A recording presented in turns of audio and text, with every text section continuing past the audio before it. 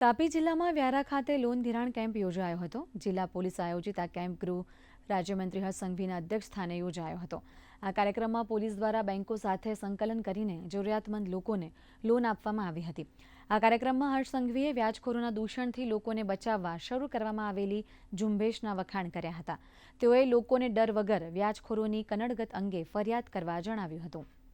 તાપી જિલ્લા પોલીસ દ્વારા 1384 જિલ્લાના નગરજનોને 36.36 કરોડ રૂપિયાની વિવિધ પ્રકારની લોનો મંજૂર કરીને ચેક વિતરણનો કાર્યક્રમ રાખવામાં આવ્યો હતો।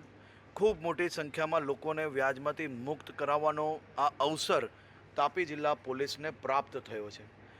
એમાંથી મોટા ભાગના લોકોને ચેક આજે આપવામાં આવ્યા છે। આ લોન મેળો આજે બી અહીં ચાલુ રાખવામાં આવ્યો છે। બીજા બી અનેક લોકો અહીંયા ફોર્મ ભરીને આ લોન મેળાનો લાભ લઈ શકે છે। આ બધા જ પરિવારને સંયુક્ત રીતે આ મદદ કરાવવી અને મદદ કરાવીને ત્વરિત આ લોકોને સરકારી યોજનાનો લાભ અપાવવા માટે પોલીસ અને સરકારી તંત્ર, વહીવટી તંત્ર સાથે મળીને જે કામગીરી ચાલી રહી છે